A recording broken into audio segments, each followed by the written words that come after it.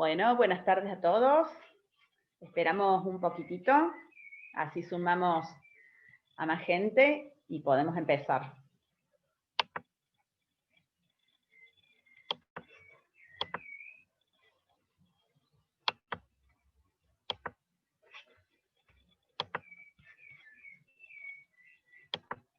Bueno, bienvenidos a todos, como les decía, estamos transcurriendo el 7º encuentro de la Diplomatura en Derecho Ambiental. Hoy nos acompaña María Laura Foradori. Ella es abogada, egresada de la Universidad Nacional de Córdoba, es doctoranda en Ciencias Políticas, es maestranda en Máster sobre Ambiente y Desarrollo Sustentable con orientación en Educación Ambiental, es especialista en Educación Ambiental, es diplomada en Política Ambiental de Córdoba y sus instrumentos de gestión, es docente de la asignatura de Derecho de los Recursos Naturales y Ambiental de la Universidad Nacional de Córdoba y Universidad Católica de Córdoba, de Ética Profesional y Desarrollo Sustentable de la Universidad de Villa María y de Derecho Ambiental y Seminario Final de Graduación de la Universidad Empresarial Siglo XXI. También es coordinadora académica de la Maestría en Derecho y Argumentación de la Universidad Nacional de Córdoba y es integrante de diferentes grupos de investigación de universidades nacionales e internacionales. Así que bueno, les damos la bienvenida a María Laura. Bueno, muchas gracias, Laura. Buenas tardes a todas y a todos. Muchas gracias en primer lugar por la organización de esta diplomatura, que es súper importante, además de interesante. Gracias por la invitación y gracias a ustedes por compartir este tiempo. Mi idea para la charla de hoy, en realidad, si fuera la presencialidad, me gustaría preguntarles un poco cuáles son sus intereses para estar aquí, desde dónde, ¿no? Desde qué saberes previos nos involucramos con la cuestión ambiental, pero bueno, algo de eso hice a través de la organización, consultando desde dónde venían los participantes y las participantes a esta diplomatura. Sé que el público es muy heterogéneo, entonces lo que les propongo en este encuentro, si bien es una diplomatura específica en Derecho Ambiental, sé que hay una gran mayoría que no tiene el título de abogado o de abogada de grado.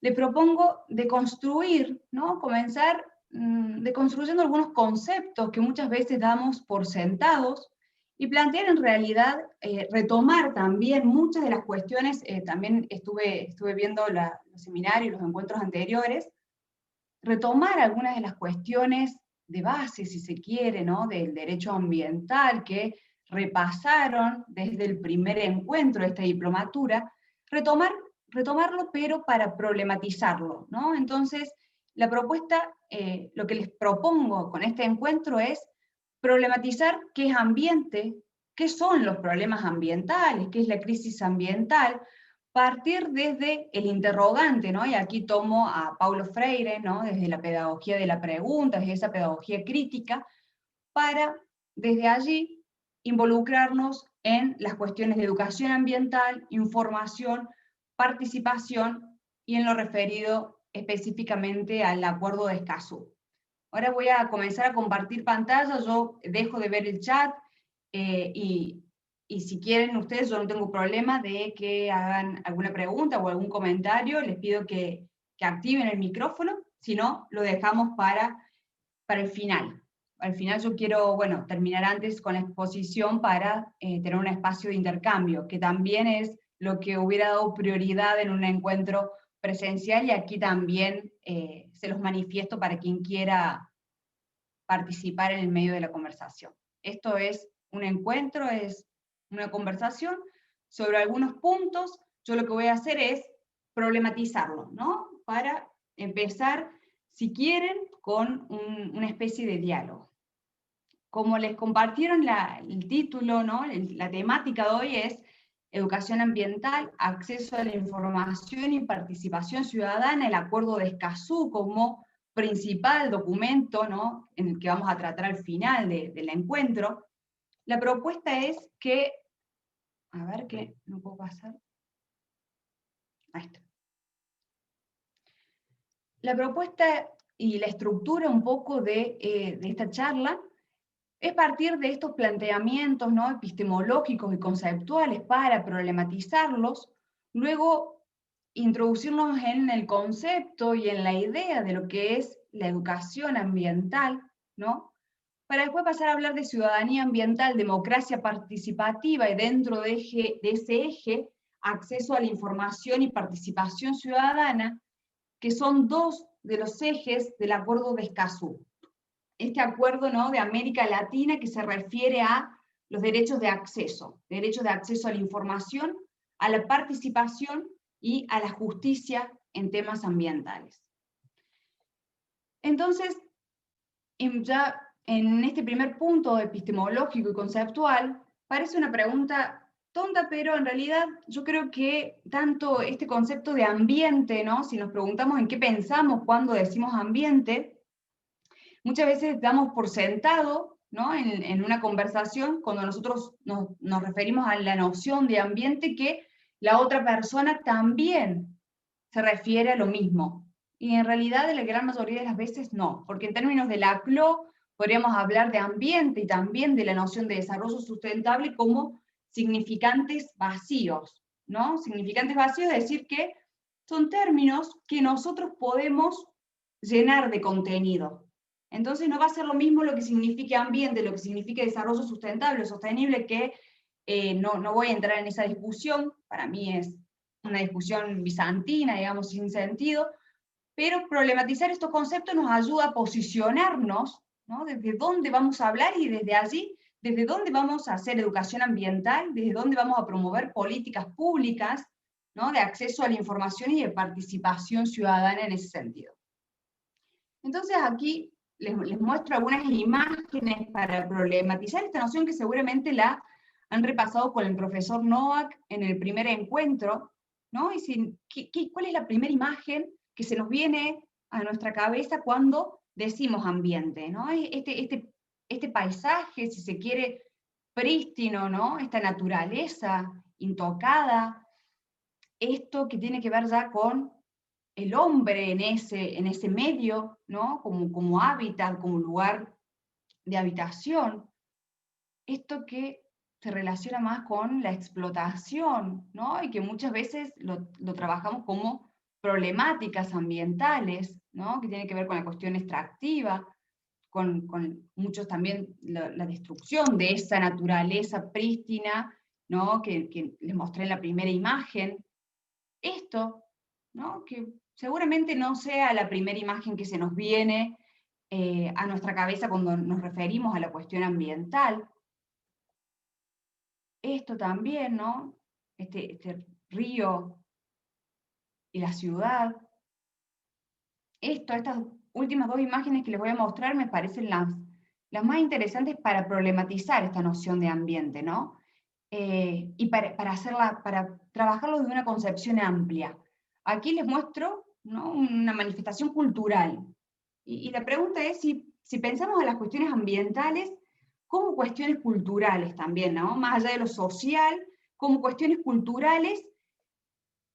¿Y qué pasa con esto que intenta significar de alguna forma la pobreza, ¿no? La pobreza y, entre comillas, el subdesarrollo, ¿no?, como etiqueta, si son cuestiones ambientales o no. Esto se ha discutido desde el 70, ¿no?, con aquella primer cumbre de la Tierra en Estocolmo, en 1972, esa cumbre de la ONU, cómo involucraban a la pobreza como problemas ambientales. Y de hecho fue una de las críticas principales que se hicieron a esa convocatoria, ¿no?, por los países del norte, y vuelvo a poner comillas, a ese primer cumbre de la Tierra, convocando para dialogar sobre problemáticas, ¿no?, ambientales que no atañen o que están lejos de ser los problemas principales de los países del sur, ¿no?, de Latinoamérica y el Caribe, que es justamente un instrumento que vamos a tratar hoy, que es el Acuerdo de Escazú.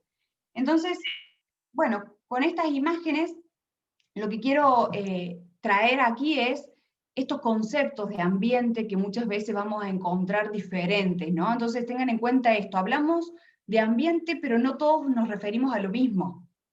Entonces, tenemos que saber y fundamentar desde cuál noción vamos a partir, ¿no? Yo propongo desde una noción amplia y que va a ser un poco lo que va a atravesar la charla de hoy, ¿no? La noción amplia de ambiente, que problematiza además y que tiene en cuenta al ser humano, que vamos a ver como centro o no, en interacción con el entorno, ¿no? Y que se modifican mutuamente. No la naturaleza prístina en esa primera imagen que en los inicios de las cuestiones ambientales se vinculaba a la noción, ¿no? Entonces aquí también, además de la noción de ambiente de la que partimos, empieza a tomar forma esta cuestión de antropocentrismo, biocentrismo, que vamos a ir tratando a medida que avancemos.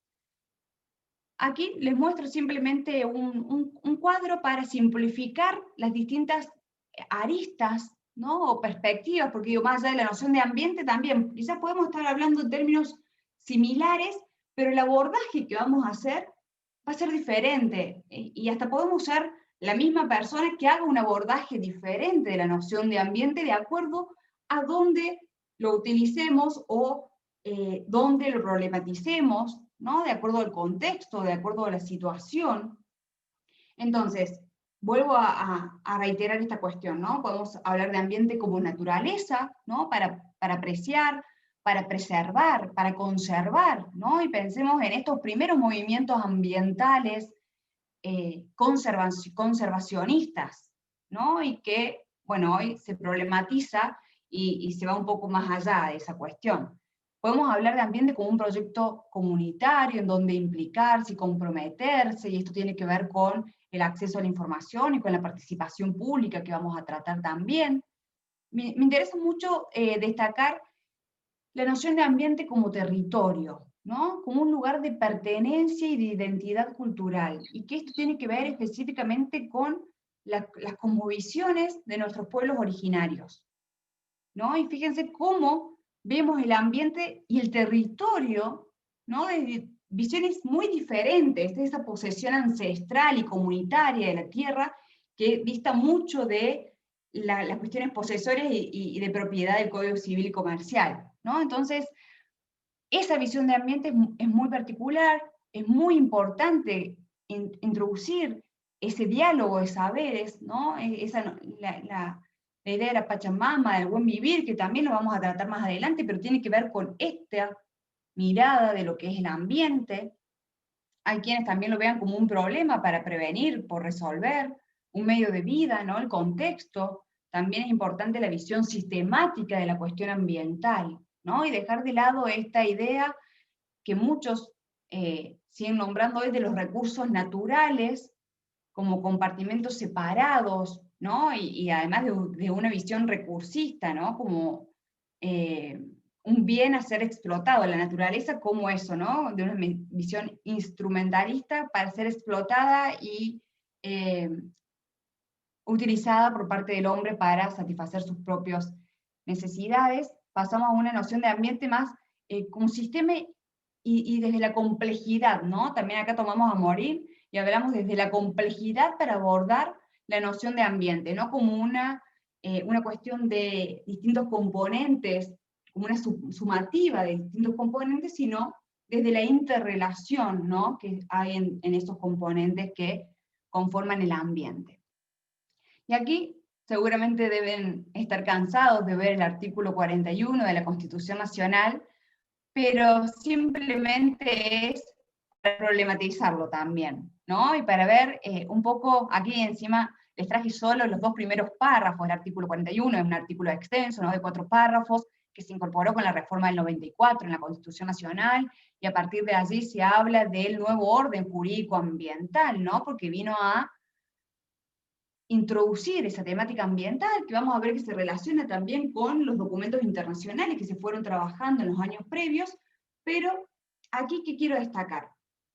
Dos cuestiones, ¿no? En el primer párrafo me interesa, bueno, identificar la noción de ambiente y la noción sobre todo de cómo se da este vínculo, ¿no? Porque hablamos de una noción de ambiente amplia, claramente, pero cómo se da este vínculo entre el ser humano y la naturaleza, ¿no? Y fíjense que el artículo 41 sin decirlo, ¿no?, expresamente, habla del desarrollo sustentable, ¿no? Al decir todos los habitantes gozan del derecho a un ambiente sano, equilibrado y apto para el desarrollo humano, ¿no? Y para que las actividades productivas satisfagan las necesidades presentes sin comprometer las de las generaciones futuras, y tienen el deber de preservarlo, ¿no? Y marcamos claramente derecho-deber, ¿no?, con respecto al ambiente. Este artículo 41 en ese primer párrafo también caracteriza lo que se entiende por ambiente, ¿no? Sano, equilibrado, apto para el desarrollo humano. Y ahí, al hablar del apto para el desarrollo humano, ya vemos que es un antropocentrismo, ¿no? Claramente nuestra Constitución nos enrola en una perspectiva biocéntrica, pero no es un antropocentrismo fuerte, si se quiere, simplificando las visiones, sino que podemos hablar de un antropocentrismo más moderado, porque al final también establece el deber de preservarlo, ¿no? Y establece, como les decía, no expresamente en esos términos, pero sí manifiesta la idea del desarrollo sustentable, ¿no? Esta idea que se plasma primero a nivel internacional, un poco en la Comisión Brundtland, ¿no?, con ese informe de 1987, y luego en la Declaración de Río 92, a la que vamos a hacer referencia hoy. Y el segundo párrafo, que es el que me interesa también traer específicamente, porque va a ser la base de lo que hablemos hoy, dice que habla de las obligaciones de las autoridades. Y ahí dice que las autoridades proveerán a la protección de este derecho, a la utilización racional de los recursos naturales, a la preservación del patrimonio natural y cultural y de la diversidad biológica, y a la información y educación ambientales, ¿no? Entonces, tengamos en cuenta, cuando hablemos de información, educación y participación, ¿no?, porque yo entiendo íntimamente vinculadas esos tres ejes, además del acceso a la justicia que trata el Acuerdo de Escazú, tengamos en cuenta que es una obligación constitucional, ¿no?, un deber constitucional de las autoridades en general, es decir, poder legislativo, ejecutivo, judicial, el proveer a la información y a la educación ambientales.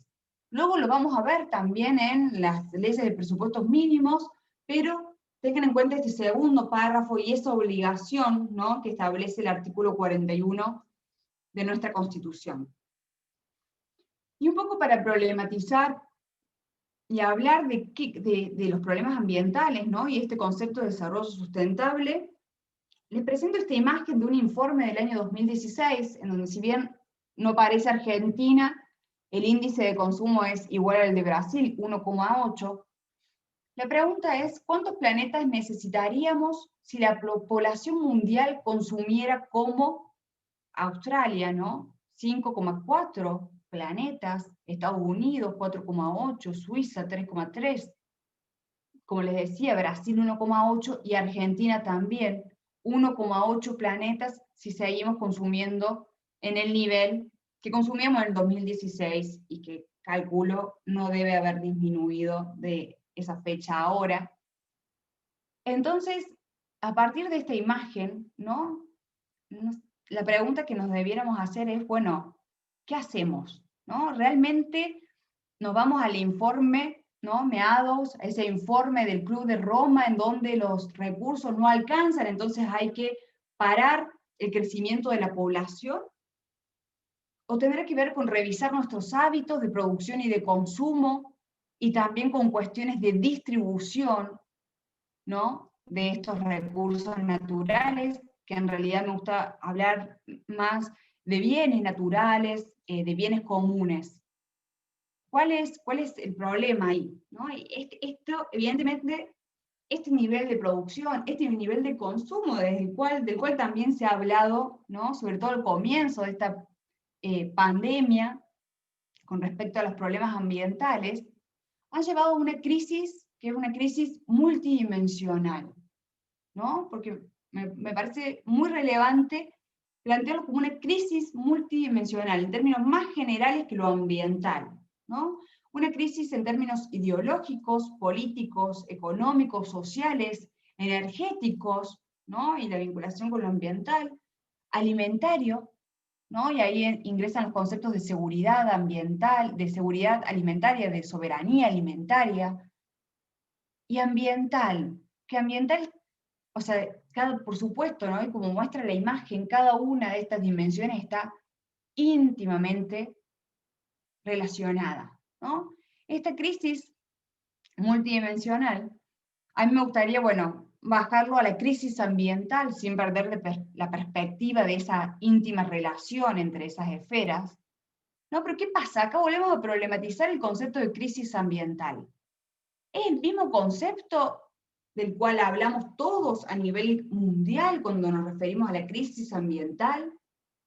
¿Quién y de dónde define de qué se trata la crisis ambiental y a partir de ahí qué se debe hacer ante la crisis ambiental, ¿no? Como les decía, esto es una crítica a ese informe de la década del 70, ¿no? Del Club de Roma. Y hablar de crisis ambiental, ¿puede ser neutral? ¿No? Y esta pregunta me ayuda a repasar lo anterior y decirles que el concepto de ambiente, que el concepto de desarrollo sustentable, ¿no? De problemas ambientales, de crisis ambiental, ninguno es un concepto neutro. Reitero esto, son significantes vacíos de los cuales los llenamos, ¿no? De contenido y que tiene que ver con un montón de cuestiones que hacen al contexto, a la ideología, ¿no? Al sistema político, económico, cultural. Entonces, no pensemos que todos hablamos de lo mismo cuando hablamos de ambiente, de crisis ambiental, de desarrollo sustentable. Problematicemos los conceptos, porque a partir de ahí vamos a tener una participación ciudadana, ¿no? Considerándonos a nosotros como ciudadanos ambientales mucho más involucrada y responsable.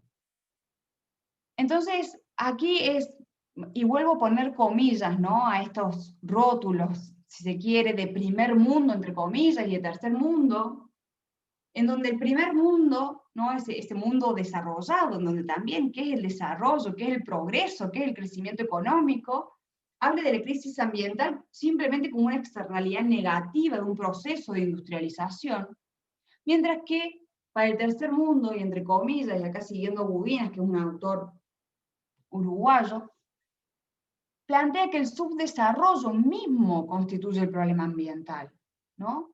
Y la pobreza, y volvemos a esas imágenes que le mostré al inicio, es el resultado de una larga historia donde la explotación del hombre está asociada a la depredación de la naturaleza, ¿no? Fíjense cómo no íbamos a criticar desde nuestro lugar esa convocatoria, ¿no? Sin quitarle la importancia de poner en la agenda internacional el tema ambiental, esa convocatoria de la Cumbre de la Tierra de Estocolmo, cuando se nos citaba a conversar de problemas de países industrializados, ¿no? Estos países, entre comillas, desarrollados, del primer mundo, que no tenían nada que ver con nuestra realidad. Entonces, ahí es muy importante problematizar, ¿no? Ambiente, crisis ambiental, como les decía.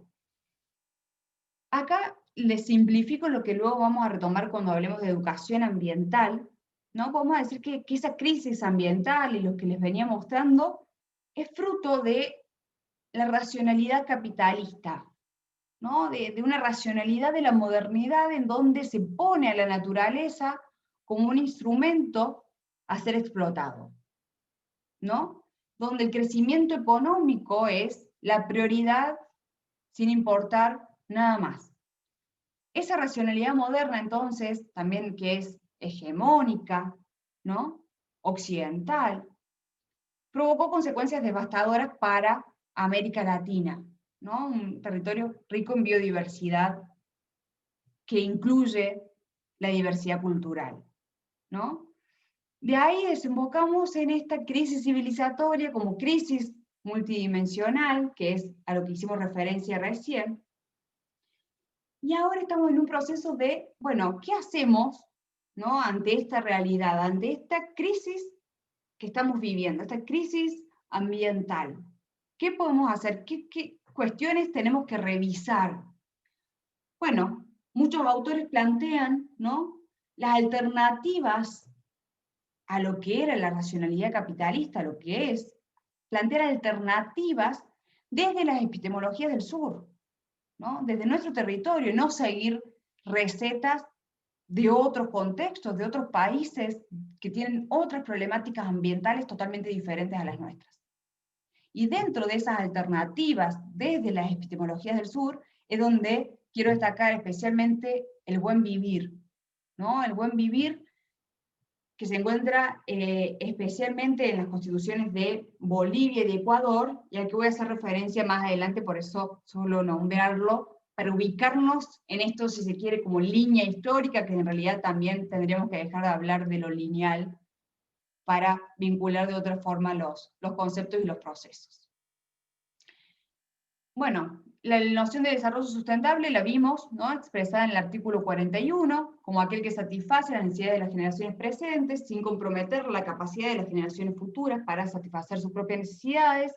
Como les comenté, esto surge de manera expresa, ¿no? Este concepto es el concepto resumido, en realidad también se critica que siempre hacemos referencia a este concepto cuando es mucho más amplio, pero podemos decir que surge en el informe Brundtland, ¿no?, es la Comisión Mundial sobre Medio Ambiente y Desarrollo de la ONU de 1987, y luego se plasma también en la Declaración de Río del 92, ¿no? Y aquí les muestro un cuadro de Budinas para seguir con la problematización del concepto de desarrollo sustentable, donde nos muestra tres, no diría alternativas, ¿no?, pero tres ideas que vienen, porque él plantea justamente Budinas, que la sustentabilidad, ¿no?, como concepto más abarcativo, que la sustentabilidad en realidad es un concepto, como les decía, vacío, que podemos llenar de contenido. Entonces, para ver los diferentes contenidos que puede tener cuando hablamos de sustentabilidad, nos muestra una sustentabilidad débil, una sustentabilidad fuerte y una sustentabilidad súper fuerte, ¿no? Para distinguir y para que nosotros pensemos, también este cuadro se los muestro para que nosotros nos repensemos desde dónde hablamos cuando hablamos de sustentabilidad, cuando hablamos de desarrollo sustentable. Fíjense que acá en Elementos voy a mostrar los parámetros para establecer las diferencias, ¿no?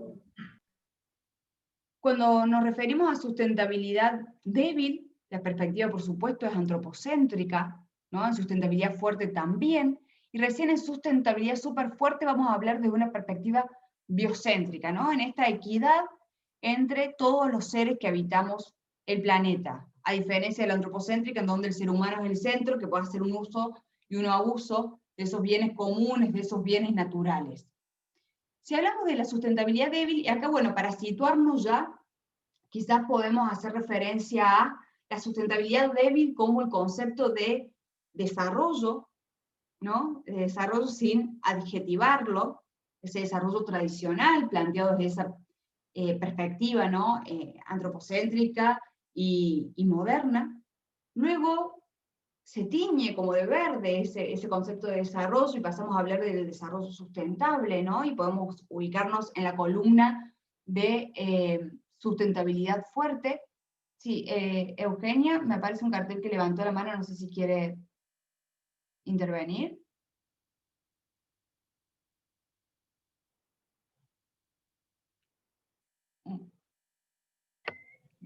Capaz que ha sido un error.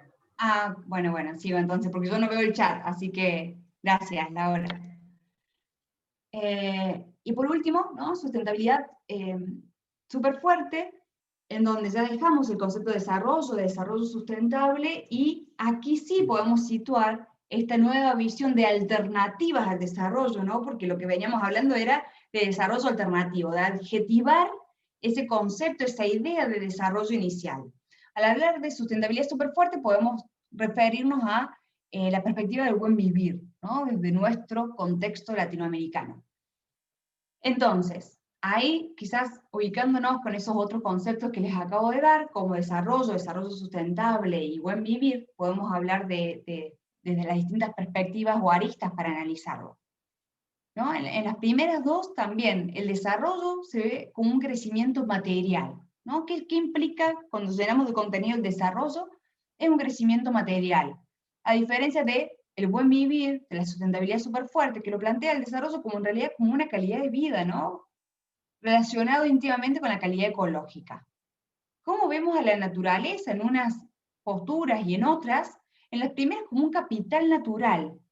¿Por qué? Porque vamos a estar situados en un escenario que va a ser el mercado o después la sociedad, pero en general marcado por el mercado, justamente, y donde los actores son los consumidores, ¿no? A diferencia de la sustentabilidad súper fuerte, en donde vamos a tener el escenario que es la sociedad, y donde ya no hablamos de capital natural, sino de patrimonio natural, ¿no? Un concepto que va mucho más allá de la cuestión material y económica.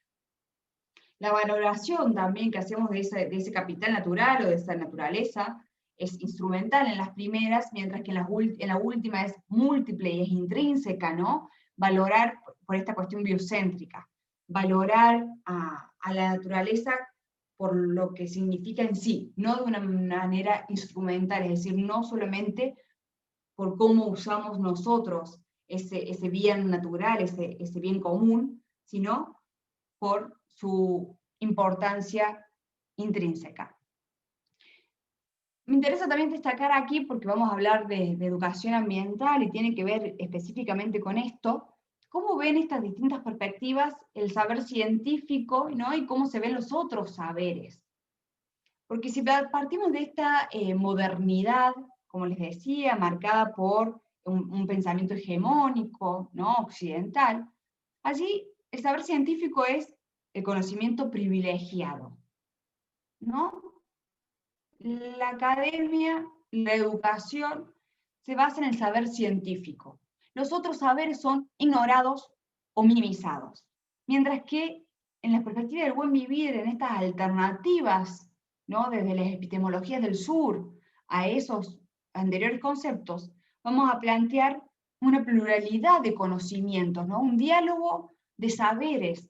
El saber científico se corre de su lugar central y hablamos del diálogo de saberes, donde principalmente se introducen los saberes de nuestras comunidades tradicionales, ¿no? Entonces, esos otros saberes son respetados, y no solo respetados, sino que son incorporados en un lugar central. Lo último que quiero hacer referencia aquí es a la justicia social y a la justicia ecológica, ¿no? Como necesaria en la última perspectiva, ¿no? Hablar, seguramente les debe sonar esta idea de justicia socioambiental como un principal elemento para las perspectivas de América Latina. Y bueno, y aquí les presento lo que creo que han trabajado, no sé si en la última reunión o la anterior, los famosos ODS, ¿no? Estos 17 objetivos de la Agenda 2030 de Naciones Unidas, y allí para que ustedes analicen, digamos, a través del prisma de la tablita anterior, para que ubiquemos desde dónde se hablan de estos ODS, si puede ser que nosotros lo interpretemos desde las tres visiones diferentes o están marcadamente en una u otra. Esto lo dejo para también, ¿no? Que pensemos lo que han estado estudiando en los encuentros anteriores. Y por último, esto del buen vivir, ¿no? Como una alternativa al desarrollo desde las perspectivas del sur, que como les decía, está expresamente receptado en las constituciones de Bolivia y Ecuador en los últimos años. Se lo puede definir en términos generales como, ¿no? La armonía interna o de las personas, la armonía también con la comunidad y la armonía con la naturaleza. Por supuesto que es una crítica al crecimiento económico, a la opulencia, al consumismo y al productivismo, ¿no? Estas ideas de consumo y producción desmedida, haciendo un uso y un abuso de los bienes comunes, en donde el desarrollo sustentable, si no se lo piensa de manera crítica, queda reducido como noción, como significante vacío. Y acá simplemente también, esto seguramente lo han visto en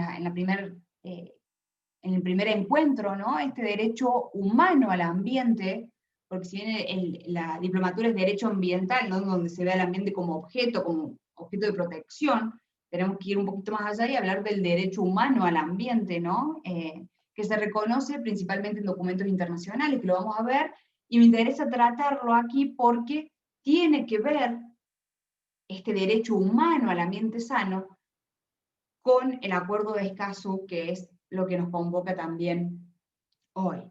es importante entender que este derecho al medio ambiente sano, ¿no? Equilibrado, apto, todo eso que vimos en la primera parte del artículo 41, es en sí mismo un derecho humano fundamental y a su vez va a constituir un presupuesto indispensable para el disfrute y para el ejercicio de los demás derechos humanos, ¿no? Entonces, muchas veces se lo veía como instrumento, es decir, como medio para garantizar otros derechos humanos, como el derecho a la vida e integridad personal, que han sido derechos humanos de las generaciones anteriores, ¿no? Pero se debe entender el derecho al ambiente como un derecho humano en sí mismo, más allá por su importancia intrínseca, volviendo al término anterior, más allá de ser un medio, de ser un instrumento para garantizar el acceso a otros derechos humanos que, como les decía, se han reconocido en generaciones anteriores, ¿no? De derechos humanos. Tenemos la primera generación de derechos civiles y políticos, esto es la libertad, la propiedad individuales, ¿no? La segunda generación de derechos humanos, que son los derechos sociales, económicos y culturales, en donde se toma en cuenta al hombre como un ser social. Y por último, la tercera generación, que son los fundados en la solidaridad, ¿no? Donde se recepta el derecho al medio ambiente. Y me interesa acá citar a Cafferata, en donde plantea que el derecho a un ambiente sano no solo es un derecho de tercera generación basado en la solidaridad, sino que es un derecho también de cuarta generación. ¿Por qué? Porque no solo protege a las generaciones presentes, sino que también va a proteger a las generaciones futuras, ¿no? Y esto lo vimos en ese primer párrafo del artículo 41, al hablar entre líneas del concepto de desarrollo sustentable. Que también otra de las críticas que se puede hacer es que por ahí pone el foco en lo intergeneracional, ¿no? En las generaciones futuras, en cuidar el ambiente para las generaciones futuras, y no vemos los problemas ambientales de hoy, ¿no? Esta cuestión de la población en estado de vulnerabilidad con respecto a las afectaciones de sus derechos humanos por problemas ambientales, ¿no? Entonces, es importante pensar en lo intergeneracional, en las generaciones futuras al hablar de desarrollo sustentable, pero no debemos dejar de lado las generaciones presentes, ¿no? No dejemos de mirarnos entre nosotros con respecto a las afectaciones a los derechos humanos por los problemas ambientales. Y aquí, bueno, simplemente es esto, es entender que los problemas ambientales, ¿no? Los daños ambientales, tienen características muy particulares que afectan a los derechos humanos, a la vida, a la integridad personal, a la salud, el derecho humano al ambiente sano en sí mismo, y muchas veces no nos damos cuenta de esas afectaciones por las características del daño ambiental, ¿no? Que muchas veces se puede presentar a largo plazo, no se puede establecer claramente el nexo de causalidad entre el hecho y la afectación a mi derecho a un ambiente sano. Entonces, es importante estar atentos. Y ahí es donde quiero hacer hincapié, ya vinculando, ¿no? Porque no es que traigo estos conceptos en vano, sino que tienen que ver principalmente y específicamente con lo que tratamos hoy, que es el acceso a la información, la participación y la educación ambiental, ¿no? No nos vamos a dar cuenta, quizás, de este daño a nuestro derecho humano a un ambiente sano si no conocemos, ¿no? Si no estamos informados, si no nos educamos ambientalmente para poder identificar y para poder ser partícipes, ¿no? En este concepto de ciudadano ambiental, de lo que haga a la prevención y a las políticas públicas que se decían con respecto a este bien público, ¿no? Este bien común, que es el medio ambiente o el ambiente. En realidad yo voy a hablar de medio ambiente y ambiente de manera indistinta, pero muchos critican hablar de medio ambiente, ¿no? Esto para que lo tengan en cuenta. Bueno, ahí les mostraba esto que seguramente vieron también, dónde están reconocidos este derecho humano, el ambiente sano.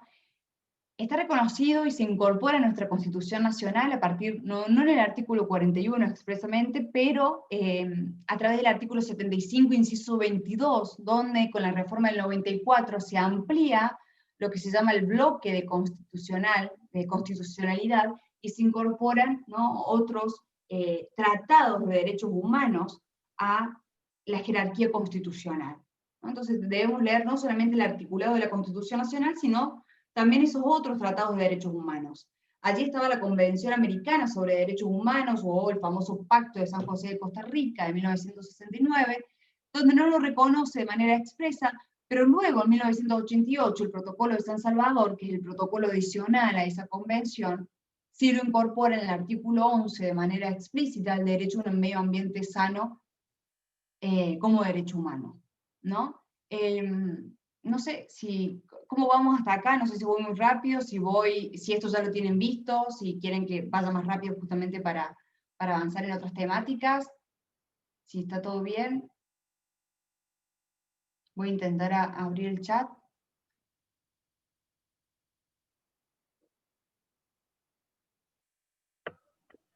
Me parece que está todo bien, más que claro. Bueno, bárbaro, Laura, sí, porque no estoy pudiendo abrir el chat cuando comparto pantalla, gracias. Sí. Vos me avisas cualquier cosa. Bueno, aquí simplemente para repasar este marco internacional, ¿no?, que impacta directamente en nuestra Constitución Nacional, y es el que vamos a retomar cuando hablemos del Acuerdo de Escazú. En el 72, ¿no?, tenemos esta, como les decía, ¿no?, esta primer convocatoria, y que la gran importancia de la Conferencia de Naciones Unidas sobre Medio Humano en Estocolmo es poner en la agenda internacional la cuestión ambiental, más allá de las disputas políticas que se tuvo por los problemas ambientales que trataba esta convocatoria, ¿no?, que no eran generales, sino que respondían a determinados intereses de los países que convocaban. Además de esto y de ver un poco los resultados de cada uno de estos encuentros de la ONU, me interesa que tengan en cuenta cómo fue cambiando el nombre de estas conferencias, ¿no?, que también nos van a marcar algunas cuestiones. La primera es Medio Humano, ¿no? Ya en Río de Janeiro, pensemos que entre el 72 y el 92 tenemos este informe Brundtland, ¿no?, del 87, donde se plantea el concepto de desarrollo sustentable. En el 92 tenemos la Conferencia de las Naciones Unidas sobre Medio Ambiente y Desarrollo, ¿no? Ahí también tenemos la cuestión del desarrollo, ya cambia medio humano, medio ambiente, pero la Declaración de Río en el artículo 1 se encarga de marcar claramente que es antropocéntrica, ¿no?, y así lo dice. Luego en el 2002 y en el 2012 tenemos la Conferencia de Naciones Unidas ya sobre el desarrollo sostenible. Cuando hablemos del Acuerdo de Escazú, vamos a volver al principio 10 de esta Declaración de Río de Janeiro del 92, y van a ver que el tratado, digamos, las negociaciones y las cuestiones preparatorias entre los estados en realidad comienzan como resultado de la conferencia de Río +20, como se denomina a la última conferencia del 2012. Hay distintos resultados de cada una de estas conferencias, hay instrumentos, muchas declaraciones, ¿no?, que no son vinculantes. Por eso la importancia del Acuerdo de Escazú como un acuerdo vinculante, no como una declaración, sino que ya obliga a los estados y les da muchas, vamos a ver, cuestiones de naturaleza de obligaciones activas, ¿no?, para garantizar derechos de acceso a la información, a la participación y a la justicia. No puedo dejar de mencionar, como resultado de Río de Janeiro del 92, la Declaración de Río, como les decía, que tiene, si no me equivoco, 27 principios, muchos de ellos resaltados en nuestra Ley General del Ambiente, y además, como instrumentos vinculantes, la Convención de Cambio Climático y la importante también Convención sobre Biodiversidad, que también es vinculante. Bueno, entonces, terminamos ese breve panorama, pantallazo, replanteo de los conceptos generales, ¿no?, que vienen analizando a partir de las distintas charlas. Aquí es esto, ¿no?, retomar lo que ustedes estaban viendo, ponernos a todos como en sintonía por esta imposibilidad de conocerlos y de conocerlos antes, y a partir de aquí continuar específicamente con educación, información y participación. No puedo empezar a hablar de esos instrumentos sin referirme brevemente a qué entendemos por política ambiental, ¿no? Y aquí le traigo una cita, ¿no?, refiriéndome a las políticas ambientales como un conjunto de objetivos, de principios, de criterios y de orientaciones generales para la protección del medio ambiente en una sociedad particular, ¿no? Estos objetivos, principios y criterios nosotros lo vemos claramente en la Ley General del Ambiente, ¿no? En esa ley del 2002, que es la 25.675, que esto también ustedes ya lo tienen claro, ¿no? Esta cuestión de las leyes de presupuestos mínimos, ¿no? Que tienen que ver con ese tercer párrafo del artículo 41, con la distribución de competencias normativas, ¿no? Estas leyes de presupuestos mínimos que van a regir en toda la nación como un umbral mínimo de protección ambiental. Vamos a retomar esa ley 25.675 porque es la que nos va a dar estos tres instrumentos de educación, participación y acceso a la información. Y esas leyes y las otras de presupuestos mínimos van a ver que principalmente, y sobre todo en los primeros artículos, nos van a dar estos lineamientos de la política ambiental, que son los objetivos, los principios y los criterios que van a orientar la política en general, como esta ley del 2002, o algunas políticas más sectoriales, como las leyes que siguieron luego de esa primer gran ley. Las políticas ambientales pueden ser explícitas, ¿no? Pueden ser implícitas, es decir, aquellas que surjan desde otras áreas de la política pública. Generalmente, si surgen de otras áreas de las políticas públicas, mucho tiempo fueron perjudiciales para el medio ambiente porque no se tuvieron en cuenta las cuestiones ambientales, porque no estaba instalado, ¿no? Como está hoy y cómo va a estar con esta reciente sanción de la ley Yolanda, que vamos a tratar hoy también brevemente. Bueno, la idea es justamente esto, ¿no? Que las políticas ambientales, ya sea explícitas o implícitas, sean favorables al medio ambiente, tengan en cuenta las cuestiones ambientales, y esto también va a tener su control con el instrumento de evaluación ambiental estratégica, que se los nombro nada más, lo dejamos ahí. Hay que tener en cuenta también que las políticas ambientales, hay algunas generales, ¿no? Como estas de presupuestos mínimos, para garantizar ese umbral mínimo de protección a todos los habitantes de la nación argentina, pero también tiene que ver con particularidades, ¿no? Con problemas ambientales que son propios de cada una de las provincias, y es por eso que las provincias tienen el deber de complementar esos presupuestos mínimos, teniendo en cuenta especialmente sus propias características, sus actividades, ¿no? Económicas, siempre respetando ese umbral mínimo de protección. Además, otra forma de ver las políticas ambientales es hablar del circuito, ¿no? Del círculo de las políticas, que es desde la formulación a la implementación. Van a ver que hoy vamos a hablar mucho de, y es un tema recurrente de las cuestiones ambientales, hablar desde la formulación, ¿no? Tenerlo plasmado en ley. Y ese es un problema, porque tenemos leyes ambientales muy buenas, pero algo está fallando en ese circuito desde la formulación a la implementación, ¿no? A la implementación en el territorio. Y también un poco viene a colaborar con esto la ley Yolanda. Como les decía, que ahora vamos a hablar de la formulación de esta ley, está en papel. Vamos a ver cómo se aplica, cómo se implementa, da algunas directivas la ley para la implementación. De otra cuestión también que vamos a hablar desde la formulación es del famoso, como les decía, acuerdo de Escazú, que también es reciente y se están juntando justamente las firmas. Hace unas semanas ratificó México para la entrada en vigencia. Aquí les muestro esta relación. Bueno, yo acá lo hago con la ley provincial, pero al comienzo quienes se presentaron también había de otras provincias. Estaría bueno que vean en su provincia la ley general, ¿no? De ambiente, que vendría a complementar la ley 25.675, esta ley de presupuestos mínimos. Fíjense cómo la ley provincial incorpora otros instrumentos, ¿no? De gestión ambiental, digo, y rebobino un poquito. Dijimos que las políticas eran esos objetivos, ¿no? Esos principios generales para marcar el rumbo ambiental. Bueno, ¿cómo lo bajamos a territorio? ¿Cómo lo hacemos concreto esos principios y esos objetivos a través de los instrumentos de gestión ambiental?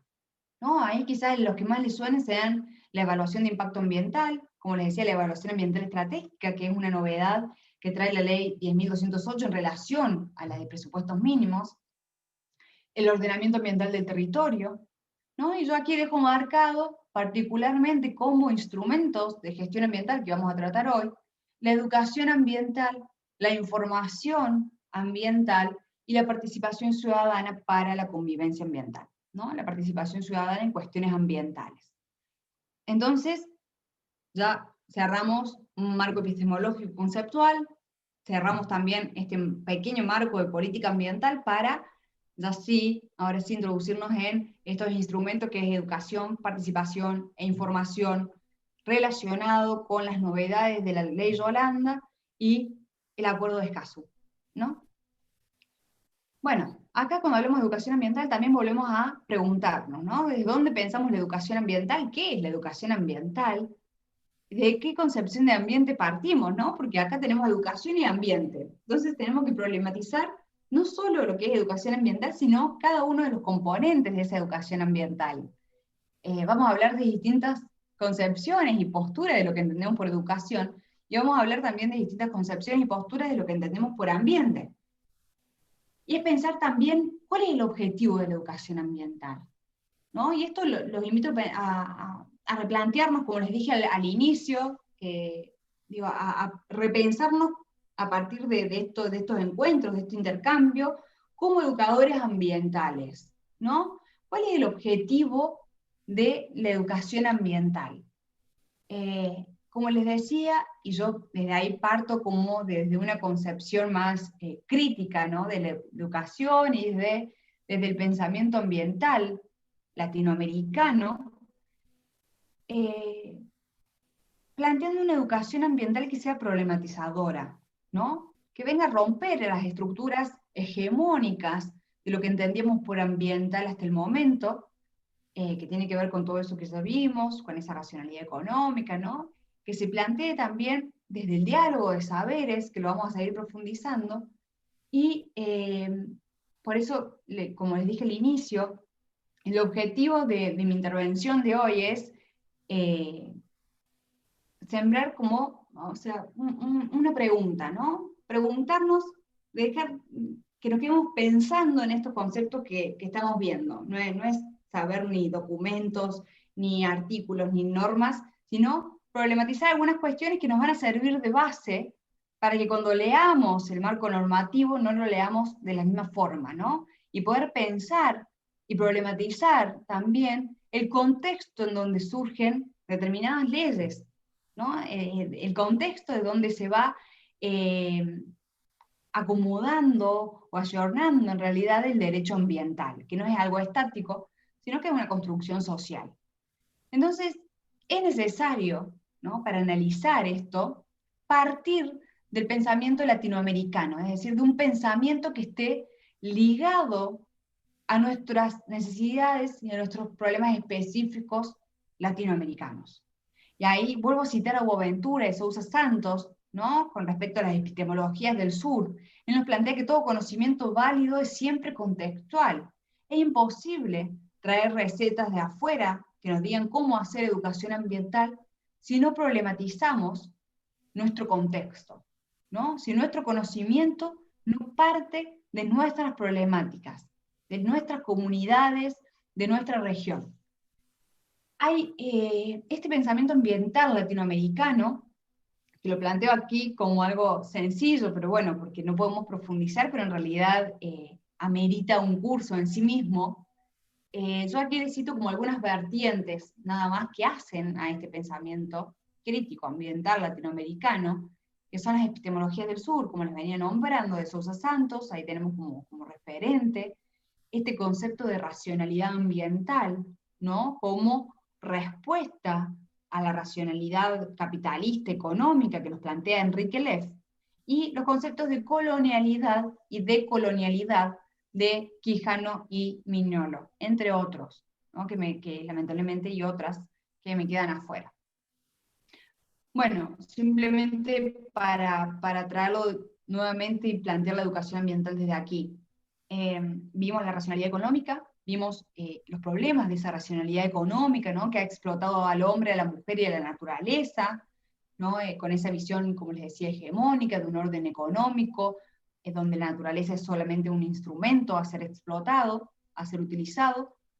Nos ha llevado a la crisis ambiental, a la crisis civilizatoria, hablando en términos más generales, y Enrique Leff, que es un autor mexicano, plantea como respuesta a esa racionalidad económica una racionalidad ambiental, ¿no? Construir, y aquí también introdujo a de Sousa Santos, en construir desde nuestro contexto, desde nuestra epistemología del sur, la racionalidad ambiental en confrontación a lo anterior, ¿no? En una crítica a la racionalidad moderna. Dentro de esta racionalidad ambiental, que también hay algunos textos para leer, yo les puedo dejar mi mail para quien quiera profundizar, les puedo enviar información. Dentro de esta racionalidad ambiental se plantea el saber ambiental, ¿no? Enrique Lev es quien nos habla del saber ambiental y también del ciudadano ambiental, de la ciudadanía ambiental, que vamos a plantear más adelante. Entonces, como les decía, parte de una crítica a la razón instrumental, a la lógica del mercado, ¿no? Confronta con ese saber dominante de la modernidad y que también vimos con el saber científico, ¿no? En esa tabla al hablar del desarrollo, y reconoce las identidades de los pueblos, sus cosmologías, sus saberes tradicionales, como parte de sus formas culturales de apropiación de su patrimonio y de los recursos naturales, ¿no? El saber ambiental surge de nuestras comunidades y debe ser incorporado entonces en las políticas ambientales de educación, ¿no? De educación ambiental en términos específicos.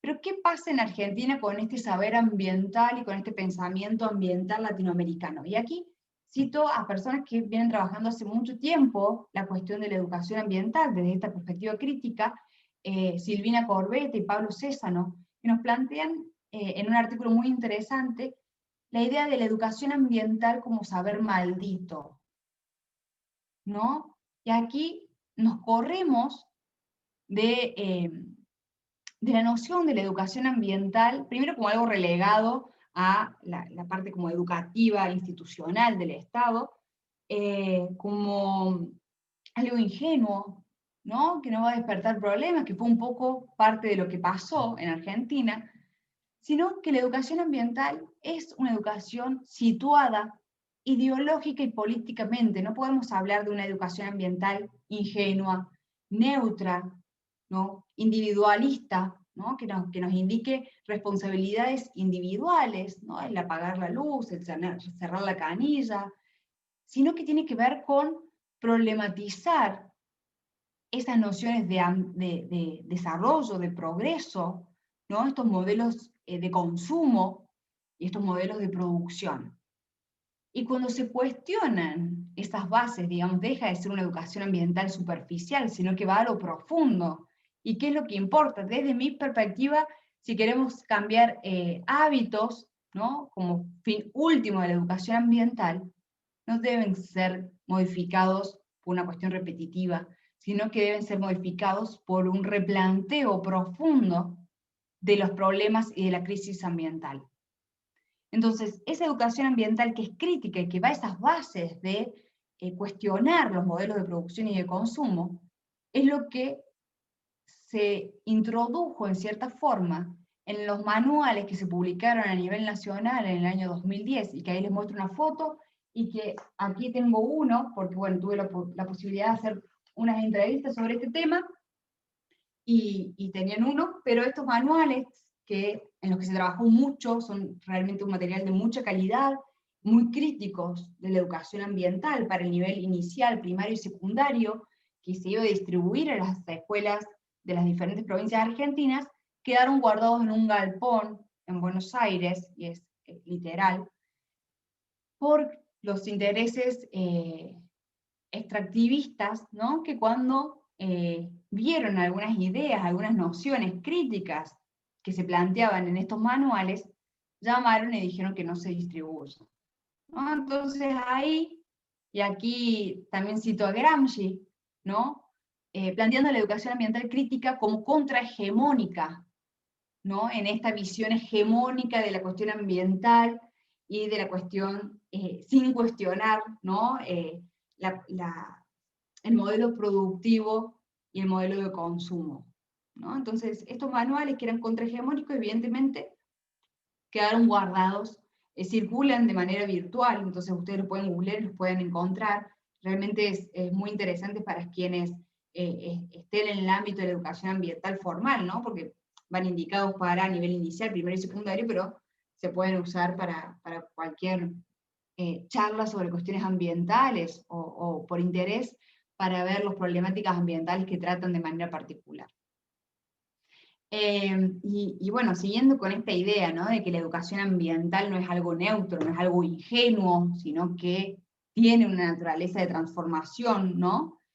Lo que invito a pensar, y aquí les traigo dos conceptos de educación ambiental, que los voy a leer porque me parecen sumamente importantes por las ideas que nos traen. Este es Sangronis Padrón, que es un autor argentino, nos plantea que la educación ambiental tiene una naturaleza política, en tanto propugna la transformación de las estructuras sociales imperantes en el modelo civilizatorio en que vivimos. La educación ambiental debe estar orientada hacia una praxis que promueva la transformación social. En la medida que la crisis ambiental no es ideológicamente neutra ni ajena a las relaciones hegemónicas de control económico y político en nuestra sociedad, la educación ambiental tampoco lo puede ser, ¿no? Y aquí quizás empieza a cerrar un poquito de por qué mi conversación de hoy inició replanteando, ¿no?, estas nociones de ambiente, de crisis ambiental y de problemas ambientales, ¿no? Entonces, si pensamos en esos conceptos que no son ideológicamente neutros, la educación ambiental que va a propugnar transformar para salir de esa crisis ambiental y salir de esos problemas ambientales tampoco puede ser, ¿no? Y el otro concepto es justamente la Secretaría de Ambiente y Desarrollo Sustentable, que hizo estos manuales censurados. Este concepto se muestra en un libro publicado en un año anterior, que ese sí está circulando, pero serían las bases teóricas y conceptuales de la educación ambiental, no la que iba orientada a los colegios. Nos plantea una educación ambiental reflexiva que se traduzca en acción y no solo en intención, una educación crítica y emancipatoria. Crítica en el sentido que discuta, cuestione y explicite las contradicciones del modelo de desarrollo hegemónico, los valores sociales en que éste se sustenta y las relaciones sociales que instituye, y emancipatoria, que despliegue la capacidad de pensamiento autónomo enarbolando la libertad como valor fundamental, creyendo profundamente en la posibilidad de cambio y en la necesidad de trabajar desde el presente en la construcción de escenarios futuros. Bueno, ese es otro concepto que nos trae la Secretaría de Ambiente y Desarrollo Sustentable de la Nación en el 2009, si no me equivoco. Por supuesto que esto de educación ambiental, al igual que las cuestiones ambientales en general, tuvieron un montón de congresos y diferentes encuentros, ¿no?, a nivel internacional y a nivel latinoamericano. Se desarrollaron encuentros súper importantes, entre ellos uno que se hizo en Argentina y al que voy a hacer referencia más adelante. Pero bueno, es simplemente para significarles esto, ¿no?, de que la educación ambiental también se viene hablando a nivel internacional y a nivel mundial, y cito el encuentro de Tbilisi como primer hito, digamos, en materia internacional, en términos de educación ambiental específicamente, que se llevó a cabo en 1977. No quiero dejar de aclarar por las dudas, porque si bien yo hablo de políticas públicas de educación ambiental, es importante no solo pensar en la educación formal, ¿no?, y en donde hice mención en estos cuadernillos que se referían a la educación, digamos, que iban dirigidos a inicial, primario y secundario, sino que también la educación ambiental es muy importante en términos de educación no formal e informal. Y esto, por ejemplo, la ley 10.208 de Córdoba, al tratar los instrumentos de política ambiental, en particular la educación ambiental, los nombra. Y dice que hay que trabajar en educación formal, no formal e informal, ¿no? Esto, por ejemplo, quizás este encuentro, ¿no?, y muchas de las actividades que se plantean desde la Universidad Libre del Ambiente, forman parte de lo que se llama educación no formal, ¿no? Una planificación que suele ser a corto o mediano plazo, que es más flexible y se adapta mejor a las necesidades de cada contexto, y que complementan la educación formal, ¿no?, esa educación más normada y estructurada. Pero también me interesa plantear la educación informal, es decir, esto que nosotros podemos hacer al dialogar con nuestras familias, con nuestros en el contexto que estemos, nuestros cercanos, alumnos, etcétera, amigos, de esto, por ejemplo, ¿no? De esto del derecho ambiental y de la educación ambiental en general, de los problemas ambientales, del concepto de desarrollo sustentable, de lo que pasa también, y creo que es muy importante, de poderes, ¿no? En los medios masivos de comunicación, allí también se da es clave la educación informal, ambiental, que se da en las charlas y en los medios masivos de comunicación, y particularmente, y retomando aquí la idea de Freire, en educación ambiental es sumamente importante lo que se refiere a educación popular, ¿no? Ambiental. La educación popular ambiental en realidad la dejamos fuera, por supuesto, de la educación formal, pero es muy importante como ámbitos de construcción colectiva, ¿no? De construcción comunitaria. La educación popular ambiental en ese sentido es quien construye más en diálogo de saberes abierto, y es fundamental en este instrumento, ¿no? De gestión ambiental.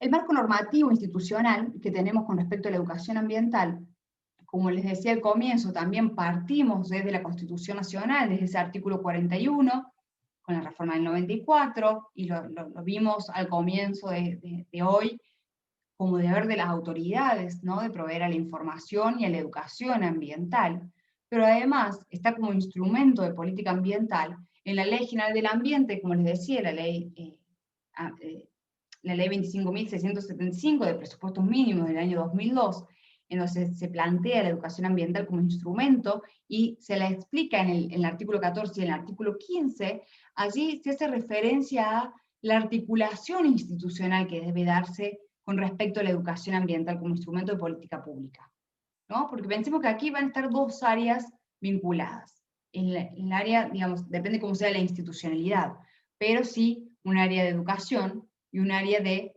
ambiente, ¿no? Entonces, ¿cómo coordinar esas dos áreas para hacer las políticas públicas de educación ambiental? Esto también hace referencia la Ley de Educación Nacional, que es la 26.206 del año 2006, en el artículo 89, que ahí también, citando de nuevo a Pablo Césano, hace una crítica porque en realidad, si bien fue un gran avance que la Ley de Educación Nacional la incorpore de manera explícita en el artículo 89, diciendo que se debía incorporar en el contenido curricular y en los NAP, ¿no? En estos núcleos de aprendizaje prioritarios, fue como una declaración, ¿no? Una declaración muy general que está muy lejos de ser operativa realmente. Porque bueno, después voy a compartir algunos límites que yo entiendo que pueden existir en esto de la aplicación de la política pública de educación ambiental. Y bueno, también comentarles que hay varios proyectos de ley de educación ambiental que se discuten, principalmente desde el año 2006, ¿no? Hasta la fecha. De esto, este año también se están debatiendo a nivel nacional esos proyectos. Hay proyectos sectoriales también, ¿no? Pero hay varios proyectos de ley de educación ambiental como presupuestos mínimos, ¿no? Porque recuerden que tenemos este gran marco, leyes de presupuestos mínimos, pero no todas las leyes ambientales son leyes de presupuestos mínimos, ¿no? Con lo que eso implica, que es la aplicación a todo el ámbito nacional sin necesitar la adhesión provincial, ¿no? Nos garantiza un nivel mínimo, un umbral mínimo de protección a todos los habitantes. Bueno, hace rato que se viene discutiendo una ley de presupuestos mínimos de educación ambiental, pero fíjense cómo la educación ambiental está muy lejos de ser un concepto neutro, que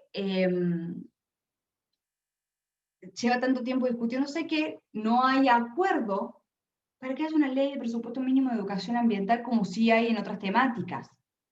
Entonces, esto nos da pautas, ¿no? ¿Por qué se está demorando tanto?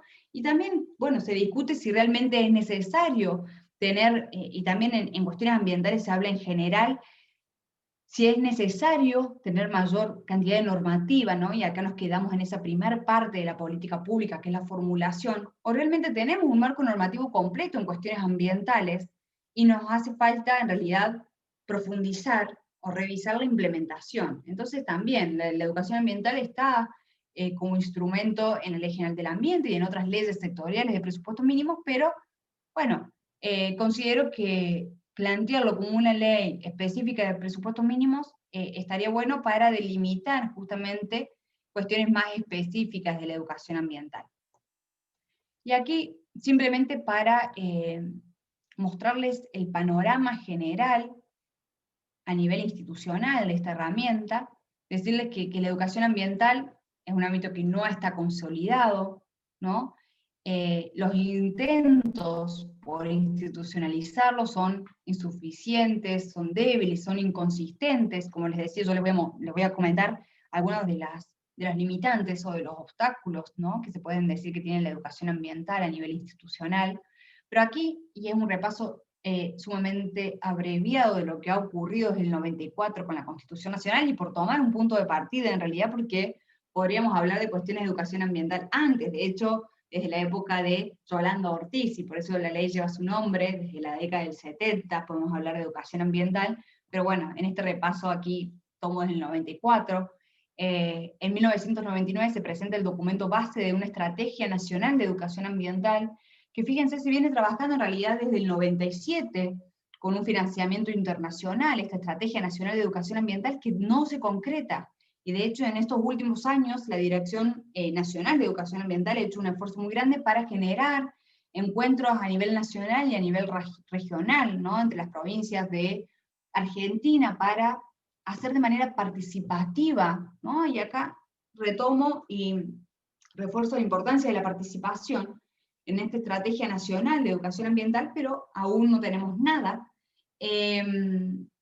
La década del 90 también estuvo signada por un contexto, ¿no?, nacional particular, ¿no?, con una ideología particular, con las privatizaciones, y bueno, eso impacta en la cuestión ambiental y en la educación ambiental.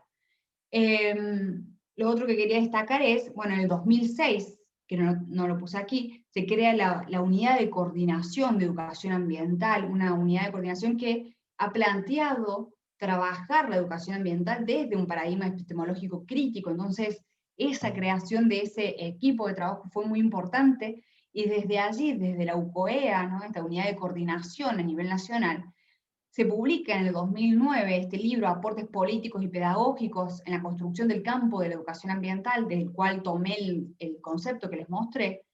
Se llevó a cabo también en el 2009 el Congreso Iberoamericano de Educación Ambiental, ¿no?, estos congresos iberoamericanos que les dije que se llevaron a cabo en distintos países de Latinoamérica, principalmente. En el 2010, esa misma unidad de coordinación publica los manuales censurados, ¿no?, lo que les comenté recién, de educación ambiental, ideas y propuestas para docentes, desde una perspectiva crítica, ¿no?, esa epistemología desde el pensamiento ambiental latinoamericano.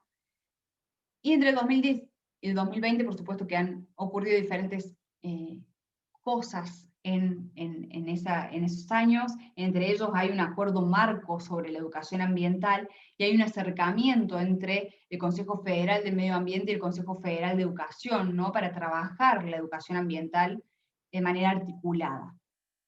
Y llegamos al 2020, en donde lo que me interesa destacar, bueno, sabemos que una de las prioridades en temas ambientales es proponer una ley de educación ambiental en general, porque no es la ley Yolanda, pero también, y forma parte de ese compromiso general con la educación ambiental, esta ley Yolanda, que es muy reciente, a la que voy a hacer referencia más adelante. Entonces, bueno, con este recorrido, con este breve repaso, lo que quería dejar marcado es cómo realmente hubo intentos para institucionalizar la educación ambiental, pero no se pudo. Realmente no hay una política pública concreta, ¿no?, específica, y que perdure en el tiempo con respecto a la educación ambiental, menos desde una perspectiva realmente crítica. Hay muchos intentos, pero no se consolidan, no está consolidado este ámbito de la educación ambiental. Lo que desde mi perspectiva planteo, y aquí retomo algunos conceptos de la perspectiva de género, es plantear que hay como un techo de cristal, ¿no?, con respecto al ámbito de la educación ambiental. Este techo de cristal, que no se ve, no está como muy claro, muy palpable, pero que está y que no deja seguir avanzando en este término de políticas públicas de educación ambiental. Y dentro de estos obstáculos, ¿no? Podemos nombrar la cuestión presupuestaria, la cuestión institucional en sí, ¿no? Y la importancia que se le da a la educación ambiental. Muchas veces tuvimos dirección de educación ambiental, otras veces no, entonces no se trabaja. Esas direcciones de educación ambiental, fíjense que están dentro de los ministerios de ambiente y no de educación, aunque sé también que hay personas muy importantes que trabajan tanto a nivel nacional como a nivel de la provincia de Córdoba, la educación ambiental desde el ámbito del Ministerio de Educación, y han hecho un montón de actividades, pero haciendo justamente algunas entrevistas a actores claves en estas cuestiones que trabajan en educación ambiental, una de las dificultades que encuentran es la real articulación entre el ámbito del Ministerio de Ambiente o la Secretaría, como sea la institucionalidad, y educación, ¿no? Entonces, hay obstáculos que tienen que ver también con la naturaleza de la educación ambiental, ¿no? Una educación que sea realmente situada, que sea contextualizada, que sea inter y transdisciplinaria, multidisciplinaria, ¿no? Como quieran, pero que realmente involucre no solamente las ciencias naturales, como tradicionalmente se ha tratado, sino las ciencias sociales, las artes, ¿no? Y otras disciplinas, ¿no? Salir también de pensar de manera disciplinaria, en realidad es romper un poco con ese saber científico que hemos criticado de la modernidad. Bueno, esos son algunos de los obstáculos, y sin ni hablar de que toque intereses hegemónicos, ¿no? Que esto también ya lo hemos venido hablando, que tiene la educación ambiental para consolidarse como política pública. La gran novedad de este año, y de hace una semana, es la ley Yolanda, que como les dije, tiene el nombre de Yolanda, una persona a quien tuve la oportunidad y la suerte de conversar hace unos años. Yolanda Ortiz fue la primer secretaria de Recursos Naturales y Ambiente de Argentina y de América Latina en 1973, ¿no? Durante el gobierno de Perón, que tuvo un gran compromiso por la cuestión ambiental, ¿no? Y no desde una visión ingenua, al contrario, ¿no? Un compromiso realmente político, social, cultural, con la cuestión ambiental, científico. Esta ley Yolanda tiene como objetivo garantizar la formación integral en ambiente con perspectiva de desarrollo sostenible, con énfasis en cambio climático para personas que se desempeñan en la función pública, ¿no? Fíjense la importancia de, bueno, no estamos hablando, reitero esto, ¿no? No confundamos, yo les planteé que hay diferentes proyectos de educación, leyes de educación ambiental, ¿no? Planteados desde el año 2006 principalmente, pero esto no es eso que se venía planteando como ley de presupuestos mínimos ni ley de educación ambiental en general, sino que es una ley específica para educar ambientalmente a quienes se desempeñan en la función pública, ¿no? Y la importancia de esto porque son los decisores de las políticas públicas, y es un poco esto que hablábamos cuando nos referíamos a la política ambiental, tanto explícita, es decir, del área de ambiente, como la implícita, es decir, aquella que viene de otras áreas y que muchas veces afecta a la cuestión ambiental por el desconocimiento. Entonces, realmente es muy, muy importante esta ley para mover el engranaje, ¿no? Porque si hay una formación integral en el ambiente de quienes toman decisiones en políticas públicas, se mueve el engranaje para realmente consolidar la educación ambiental al resto, ¿no? Para generalizarlo. Entonces, bueno, algunos puntos que quiero señalar de esta ley Yolanda es la capacitación obligatoria en ambiente, ¿no? La ley establece esto, una capacitación obligatoria en ambiente para todas las personas que se desempeñan en la función pública en todos sus niveles y jerarquías, en los poderes ejecutivo, legislativo y judicial de la nación, ¿no? Esto es una ley, también quiero dejar claro que es una ley nacional, no es una ley de presupuestos mínimos, entonces es una ley de adhesión, ¿no? De hecho, en sus últimos artículos la ley invita a la Ciudad Autónoma de Buenos Aires y a las provincias a adherir a esta ley Yolanda. Los lineamientos generales, ¿cuáles son? Desde la entrada en vigencia de esta ley, se tienen 90 días, la autoridad de aplicación tiene 90 días para establecer los lineamientos generales de las capacitaciones. Es decir, la autoridad de aplicación va a establecer lineamientos generales,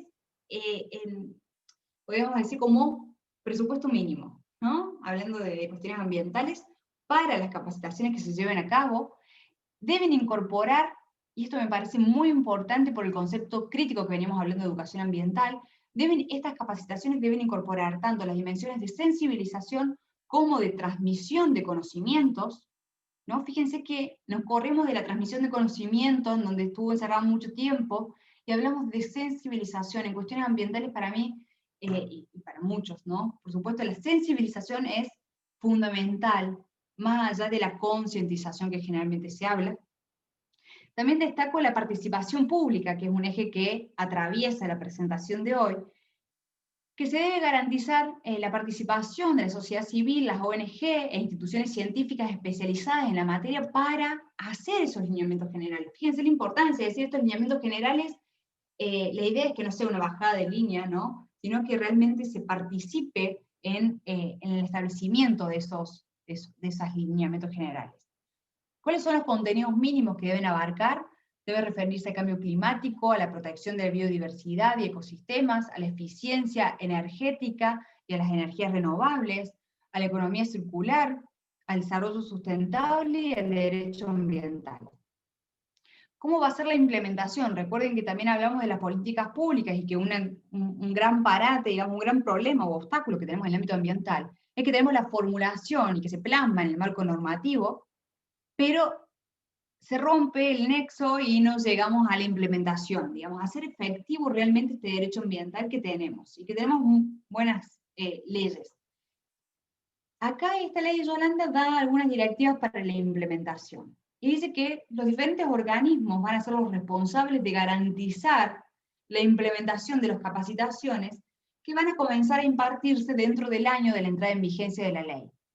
Cada organismo va a preparar la capacitación y el material, ¿no? Cada organismo va a ser responsable de preparar la capacitación y el material en base a los lineamientos generales, ¿no? Tenemos una autoridad de aplicación que va a dar los lineamientos generales para que cada organismo prepare la capacitación y el material. Esa información debe ser clara, precisa, de base científica, y se va a ajustar al organismo y al contexto, ¿no? Esto tiene que ver con las realidades de cada organismo, ¿no? Y acá por eso hago la paradoja con los presupuestos mínimos, ¿no? Hay cuestiones generales, esos lineamientos que se pueden dar para unificar en cierta medida algunas cuestiones base, pero luego cada organismo va a organizar las capacitaciones.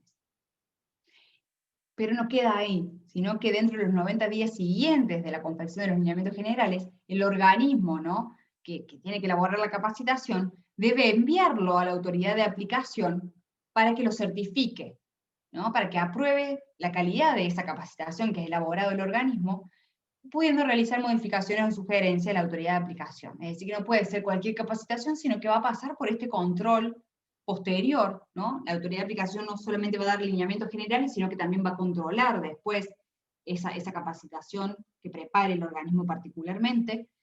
Y acá también me interesa marcar otro aspecto que atraviesa la presentación de hoy, que es el acceso a la información, ¿no? Y que la autoridad de aplicación debe publicar en su página web un informe anual sobre el cumplimiento de las disposiciones de la ley. Esto tiene que ver con transparencia activa, ¿no? Ese acceso a la información pública. Y por último, esto de que es una ley de adhesión. ¿El incumplimiento está sancionado? Sí. Quienes se negaren sin justa causa a realizar las capacitaciones van a ser intimados por la autoridad de aplicación. Si se incumple con esa intimación, va a ser considerada falta grave, dando lugar a la sanción disciplinaria que sea pertinente, y además se puede hacer público en la web la negativa a participar en la capacitación, digamos, es un extra a las sanciones administrativas que vimos. Estoy viendo que ya estamos con poco tiempo, así que, bueno, reitero esto, la invitación de que quien quiera hacer alguna consulta o participar, active el micrófono. Si no, yo voy a seguir y voy a ir acelerando porque realmente nos quedan algunos temas por tratar para intentar dar lo que más pueda antes de que finalice el encuentro. Entonces, pasando de los planteamientos conceptuales epistemológicos, ¿no? En la cuestión de la política ambiental, la educación ambiental, ya hemos hablado un poco de esta noción de ciudadanía ambiental, que lo hablan muchos autores, entre ellos Enrique Leff, y de democracia participativa en cuestiones ambientales por ser una cuestión pública, colectiva, común, ¿no? Como bien común por excelencia.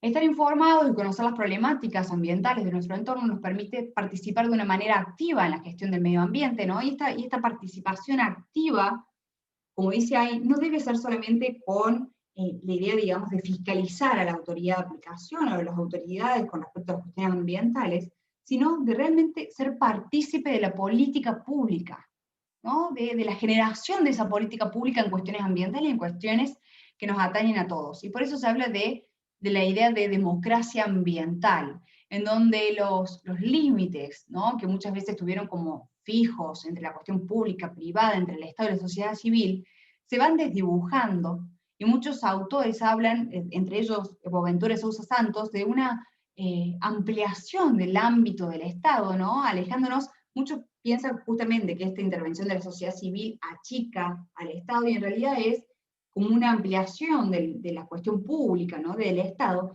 pero no desde lo burocrático, sino a partir de la participación ciudadana para la toma de decisiones en cuestiones ambientales. Esta cuestión que la vimos particularmente en la ley Yolanda, ¿no? Cuando invita a participar, cuando llama a participar en el establecimiento de los lineamientos generales para las capacitaciones. Eso es muy importante en términos de participación. Y fíjense que el acuerdo de Escazú, ¿no? Que les decía que es muy reciente, Argentina lo ha ratificado hace, si no me equivoco, 2 meses, y el cartel que dice Argentina suma democracia ambiental, se ratificó el acuerdo de Escazú. Este acuerdo de Escazú viene tratándose, digamos, el punto de partida de este acuerdo de Escazú es el principio 10 de la Declaración de Río 92, y por eso también al comenzar les hice este repaso por los hitos, digamos, internacionales más importantes. Esa declaración, fíjense, de Río 92, que como les dije, tiene 27 principios, y en el principio 10 los plantea es el principio de los derechos de acceso, ¿no? De acceso a la participación, de acceso a la información, de acceso a la participación y de acceso a la justicia. Y el principio 10 expresa que el mejor modo de tratar las cuestiones ambientales es con la participación de todos los ciudadanos interesados en el nivel que corresponda. En el plano nacional, toda persona deberá tener acceso adecuado a la información sobre el medio ambiente de que dispongan las autoridades públicas, incluida la información sobre los materiales y las actividades que encierran peligro en sus comunidades, así como la oportunidad de participar en los procesos de adopción de decisiones. Los estados deberán facilitar y fomentar la sensibilización, volvemos con sensibilización, y la participación de la población, ¿no? Y esto como obligación activa del Estado de facilitar y fomentar, poniendo la información a disposición de todos. Deberá proporcionarse acceso efectivo a los procedimientos judiciales y administrativos, ¿no? Aquí estamos en acceso a la justicia, entre estos el resarcimiento de daños y los recursos pertinentes. Entonces, como les decía, este acuerdo de Escazú, que lo significamos como acuerdo de Escazú porque se firmó en Escazú, en Costa Rica, ¿no? en marzo del 2018, es el acuerdo regional sobre el acceso a la información, la participación pública y el acceso a la justicia en asuntos ambientales en América Latina y el Caribe, que parte desde la CEPAL como un actor fundamental para esta negociación.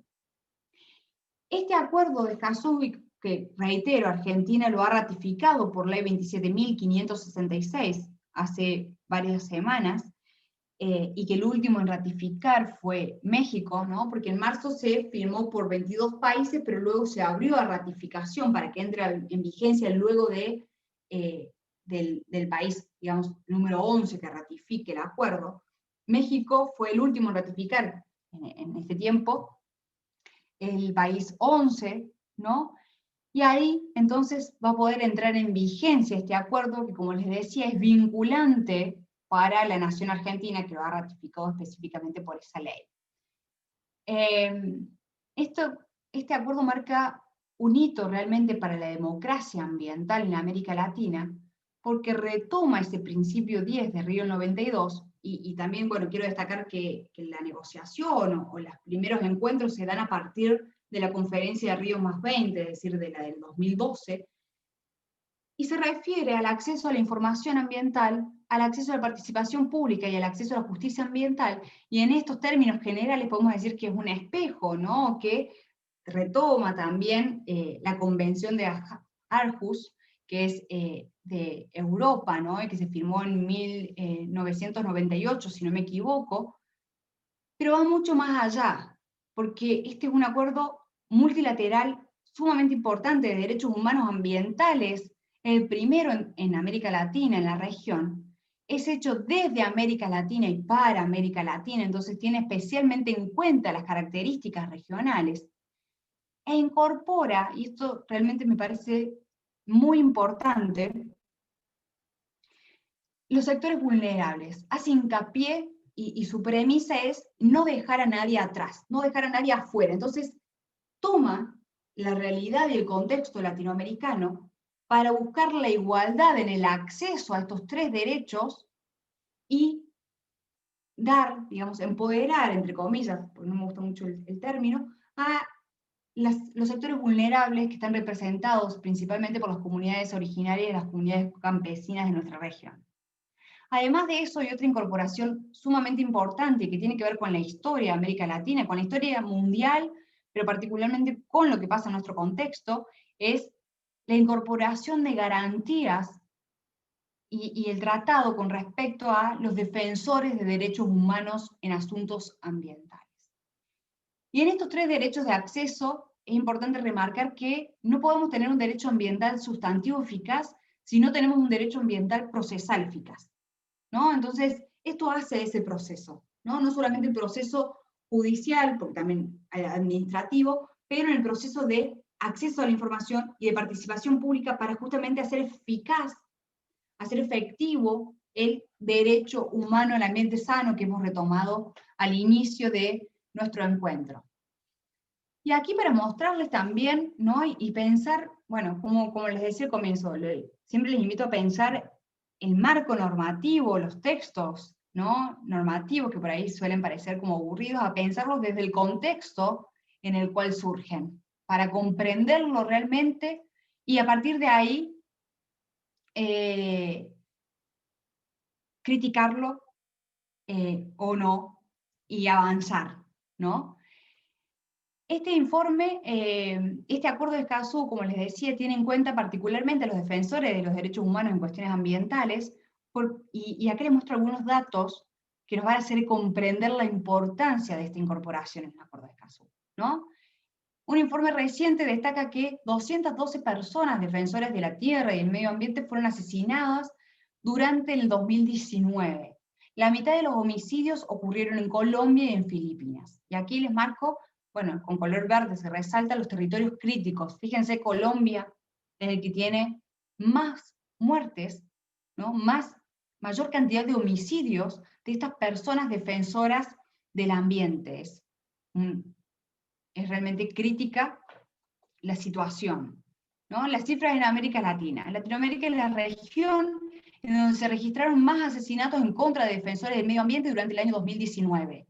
Fíjense, Colombia, Brasil, México, Honduras, Guatemala, Venezuela, Nicaragua, ¿no? Como 7 países con una cifra mayor en términos mundiales, no solamente, ¿no?, latinoamericanos. Estas cifras, si bien son del estudio del 2019, como cito ahí, me interesa también, me parece importante destacar el asesinato de una hondureña, ¿no?, de Berta, que luchaba contra las represas desde las comunidades originarias, ¿no?, en defensa del medio ambiente desde la comunidad lenca, ¿no?, y fue asesinada en el 2016. Y ella realmente era y es una referente en cuestiones ambientales y en materia de derechos humanos referido a lo ambiental. Y acá también la última imagen que me interesa mostrarles con respecto a esta temática para entenderla es, bueno, preguntarnos qué actividad denunciaba, ¿no?, este defensor ambiental que ha sido asesinado. En primer lugar, fíjense, se encuentra la minería, ¿no?, la industria extractiva, luego la agroindustria, luego la explotación forestal, y después van a ver los otros temas también que eran objeto de defensa, principalmente por quien ha sido asesinado. Y el 40% de las personas defensoras asesinadas pertenecían a comunidades indígenas, ¿no? Y vuelvo a poner el foco en esto, en incorporar los saberes ancestrales, en la importancia de las comunidades originarias, en la particular vínculo, ¿no?, ancestral y espiritual con el territorio y con el ambiente. Con respecto a los defensores ambientales, ustedes van a poder ver el acuerdo, pueden entrar a la página de la CEPAL y descargar este acuerdo de Escazú. Son pocos artículos, pero extensos, realmente muy extensos. Yo aquí les muestro como los puntos principales. Los ejes con respecto al tema de los defensores ambientales, hay un eje estructural y sistémico, ¿no?, que busca que los estados garanticen un entorno seguro y propicio para que las personas en defensa de las cuestiones ambientales puedan seguir trabajando, ¿no?, puedan seguir luchando en defensa de sus intereses. Una cuestión ex ante, si se quiere, ¿no?, que obliga al Estado a tomar medidas de prevención y de protección, y ex post, que son medidas de respuesta luego de que se afecten los derechos de las personas defensoras del ambiente. Ese es como el primer eje que me interesaba dejar marcado. Otro de los ejes es el acceso a la información pública ambiental, que el acuerdo de Escazú lo plantea como derecho, es decir, el derecho de solicitar la información sin mencionar un interés especial, pero obligaciones, ¿no? Recuerden que siempre estamos en esta cuestión de derecho y obligaciones. Obligaciones para el Estado, ¿no?, que lo tenemos también en nuestra Constitución Nacional en el artículo 41.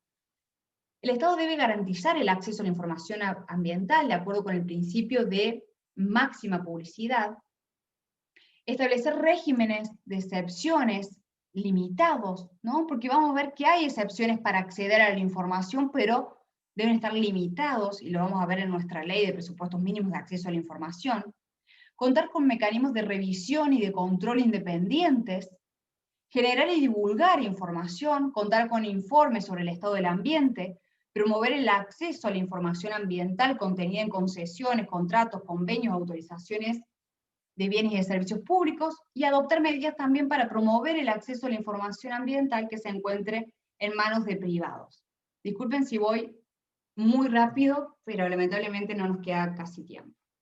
¿Dónde está regulado esto, no? Porque lo tenemos en el acuerdo de Escazú. Yo sé que ustedes lo han trabajado al acceso a la información, es simplemente repasarlo desde otro lugar, dónde lo tenemos este acceso a la información.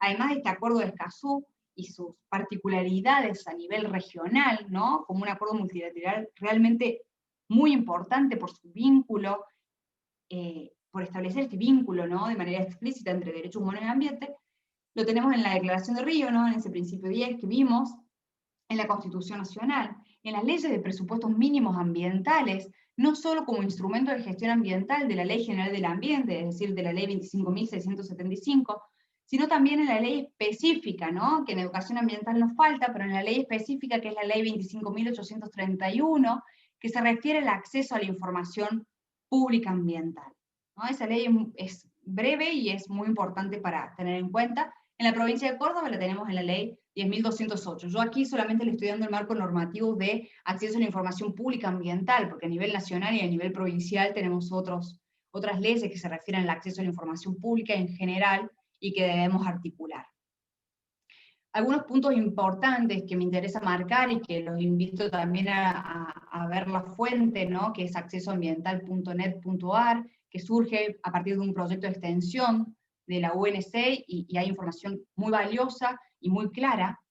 Debemos tener presente que todos tenemos el derecho a acceder a la información pública ambiental, el trámite es gratuito, no se necesita abogado, todas las autoridades están obligadas a responder y el Estado tiene un plazo para contestar, depende si sea nación o provincia. ¿De qué se trata este derecho de acceder a la información pública ambiental? ¿No? Es de solicitar y de obtener, pero no solo de solicitar y obtener, sino que sea en tiempo y en forma adecuada, y esto se relaciona también con lo que significa el acceso a la justicia en cuestiones ambientales. Información que sea considerada de carácter público y que se encuentre en poder del Estado o de privados que realicen actividades públicas.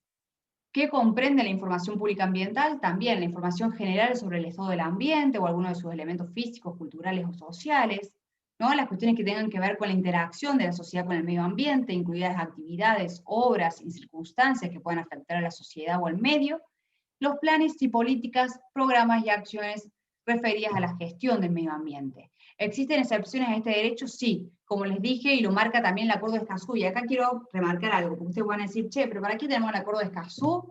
Y es tan importante si nosotros ya teníamos una ley del 2003, 2004, que es la Ley de Presupuestos Mínimos de Acceso a la Información Ambiental. Este es un acuerdo regional, ¿no?, latinoamericano, donde muchos países no tenían en su marco normativo interno reconocido estos derechos de acceso a la información, a la participación y a la justicia. En nuestro caso, sí, lo teníamos nombrado como instrumentos de gestión en estas leyes de presupuestos mínimos, pero fallamos en la implementación. Entonces, la idea de Escazú, en el caso particular de Argentina, es reforzar ese marco normativo que teníamos y empujar acciones concretas para que se implemente, ¿no? Entonces, vuelvo a lo anterior, esto de limitar las excepciones de acceso, ¿no?, a la información, están de manera taxativamente determinadas en el artículo 7, si no me equivoco, ¿no?, de la Ley de Presupuestos Mínimos de Acceso a la Información Pública Ambiental, cuando se trata de cuestiones, ¿no?, cuando nos puede denegar el Estado el acceso a la información pública ambiental, cuando tenga que ver con cuestiones vinculadas a la defensa nacional, a los procesos judiciales, a la propiedad intelectual, ¿no?, se afecten algunas de estas cuestiones, o que tengan que ver con datos personales que sean confidenciales, cuando haya poca claridad en la pregunta. Entonces, si bien no hay formatos ni formalidades específicas para acceder a la información pública ambiental, debemos ser muy claros al solicitarla, porque si no nos pueden denegar porque no se entiende qué estamos pidiendo. Y también cuando sea información considerada secreta o confidencial por leyes especiales. Y ahora sí, vamos al último eje, ¿no?, que es la participación ciudadana. No vamos a tener una participación consciente, no vamos a apuntar a ese, perdón, me queda acceso a la justicia, no vamos a tener esa participación ciudadana, ¿no?, como democracia realmente participativa si no tenemos los instrumentos anteriores, ¿no?, si no estamos educados ambientalmente, si no nos hemos informado. Es por esto que siempre digo que no podemos cuidar, no podemos luchar, no podemos proteger lo que no conocemos. Entonces es fundamental esta articulación, ¿no?, entre educación, información y participación. El Acuerdo de Escazú les dice al Estado, ¿no?, que debe asegurar a los Estados firmantes que lo ratifican, que debe asegurar el derecho de participación del público en los procesos de toma de decisiones, ¿no?, que sea una participación abierta, que sea una participación inclusiva, que debe proporcionar, o sea, no queda, o sea, va más allá, no solamente asegurar la participación, porque si no informamos, no vamos a participar. Entonces también debe proporcionar la información necesaria para hacer efectivo el derecho de participar, debe difundir las decisiones y sus fundamentos, ¿no?, debe establecer condiciones propicias para que la participación se adecúe a las características sociales, económicas, culturales, geográficas y de género del público. Ojo con esto porque realmente avanza mucho con lo que nosotros tenemos en nuestro marco anterior, nacional. Son todas obligaciones activas del Estado para no es solamente habilitar la participación ciudadana, sino que realmente se garantice el acceso a ese derecho de participar, ¿no? También considerar especialmente a las personas y los grupos en situación de vulnerabilidad, ¿no?, comunidades originarias, comunidades locales, y esto se ha planteado mucho en las últimas audiencias ambientales que hemos tenido de manera virtual, ¿no? ¿Realmente está garantizado este acceso a la participación o no? Bueno, esto se discute y acá tenemos el Acuerdo de Escazú con respecto a la obligación para el Estado. Esfuerzos, también debe hacer el Estado esfuerzos por identificar el público directamente afectado y facilitar su participación.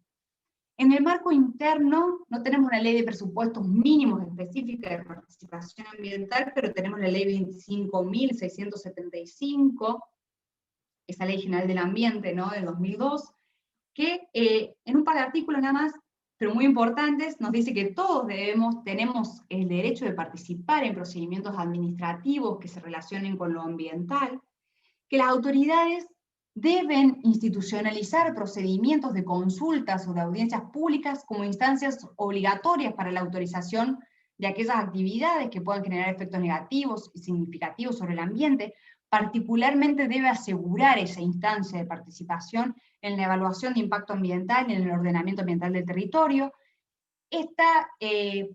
Lo que surja de estas instancias de participación no es vinculante para el Estado, pero es muy importante tener presente que el Estado debe justificar su decisión en caso de apartarse de lo que surja de estas instancias participativas, ¿no? Entonces, eso también es importante tenerlo en cuenta. Y ahora sí, el último eje de hoy, súper rápido, acceso a la justicia ambiental, ¿no? Este último derecho de acceso que se garantiza con el Acuerdo de Escazú. Y es importante retomar esta cuestión de los derechos humanos, ¿no? Y que el acceso a la justicia es un derecho humano. Y aquí cito a Brañez, que es un autor chileno, mexicano, porque en realidad vive en México hace muchos años, que nos plantea que el acceso a la justicia ambiental es definido como la posibilidad de obtener la solución expedita y completa, ¿no?, de un conflicto jurídico de naturaleza ambiental por parte de las autoridades judiciales y administrativas, lo que supone que todas las personas están en igualdad de condiciones para acceder a la justicia y para obtener resultados individual o socialmente justos, ¿no? Acceder a la justicia no quiere solamente decir presentar una acción, ¿no?, como legitimado, sino realmente obtener ese resultado en tiempo y forma, ¿no? Que realmente haya justicia ambiental depende no solamente del derecho sustantivo, sino, y casi principalmente, de lo procesal, ¿no? De hacer efectivo ese derecho sustantivo. Entonces, acá el Acuerdo de Escazú nos va a plantear, en términos de declaración, ¿no?, asegurar, que los estados deben asegurar el acceso a instancias judiciales y administrativas.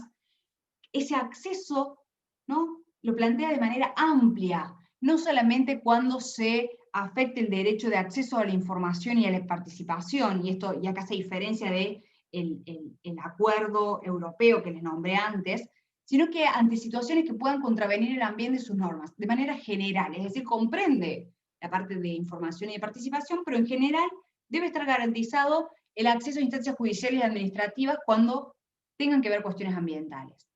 El tema es que no nos quedemos en la declaración, sino cómo instrumentamos y cómo garantizamos, ¿no?, el debido proceso ambiental en términos judiciales. Y acá obliga al Estado a contar con, y esto la verdad es que merece una discusión cada uno de estos aspectos, lamentablemente no podemos profundizar, pero estoy segura que lo van a tratar en la última sesión con Federico Maciocchi, porque él va a hablar de la efectividad del derecho ambiental. Y acá, entonces, el Acuerdo de Escazú nos plantea que debemos contar con órganos especializados. Cada uno de estos puntos son los puntos más controvertidos con respecto, y los que tienen que ver con las particularidades del acceso a la justicia ambiental en cuestiones ambientales, y algunos obstáculos, ¿no? Contar con órganos especializados que conozcan de las cuestiones ambientales, tener procedimientos efectivos, imparciales y sin costos prohibitivos, contar con una legitimación amplia para interponer acciones en cuestiones ambientales. También hace especial referencia a las medidas cautelares, ¿no?, que tienen que ver con las urgencias que tienen los temas ambientales, los problemas, los daños ambientales. Y acá recordemos principio preventivo y principio precautorio, ¿no?, que nos traen tanto la Declaración de Río 92 como la Ley General del Ambiente.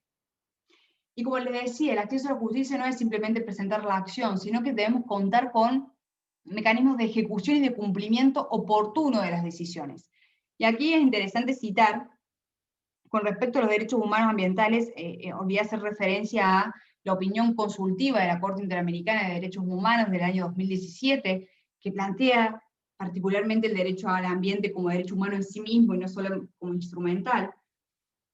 Pero aquí, con respecto a los mecanismos de ejecución y de cumplimiento, es interesante ver la sentencia de este año de la Corte Interamericana de Derechos Humanos contra el Estado argentino, donde involucra justamente las comunidades originarias y las cuestiones ambientales y de alimentación. También facilitar medidas para la producción de prueba del daño ambiental, que es uno de los obstáculos y una de las cuestiones más complejas del acceso a la justicia en cuestiones ambientales, es probar ese nexo de causalidad. Entonces, bueno, establecer la carga dinámica de la prueba en esos casos, y también se refiere a mecanismos de reparación, ¿no?, luego de ocurrido el daño ambiental. Y con esto, maratónicamente terminé con lo que tenía preparado para hoy. La verdad es que quería dejar más tiempo para las preguntas y para el intercambio, pero bueno, también les pedí que intervengan en el mientras tanto, ¿no? No sé si... Bueno, primero que nada, bueno, muchísimas gracias, Laura, por la exposición, la verdad que muy clara. Así que, bueno, leo algunas preguntas que fueron haciendo al principio, sobre todo. Seguramente ahora van a ir escribiendo algunas otras más. Dale. Primero preguntaban si se sabe si hubo cambios en el consumo este año de pandemia, si habrá disminuido. La verdad es que no he leído particularmente con respecto al consumo en este año de pandemia, ¿no? Lo que sí, con respecto a la pandemia, y bueno, el COVID, que quizás lo charlaron en otros encuentros y por eso no lo traje a colación, es importante marcar, ¿no? Que cuando comenzaba esta cuestión en marzo, abril, la noticia era, hay menos smog, los animales están en las ciudades porque los humanos estamos encerrados, entonces parece que le hace bien al ambiente, pero realmente desde una perspectiva crítica, desde la educación ambiental que intenté plasmar en este poco tiempo, me parece que ¿no?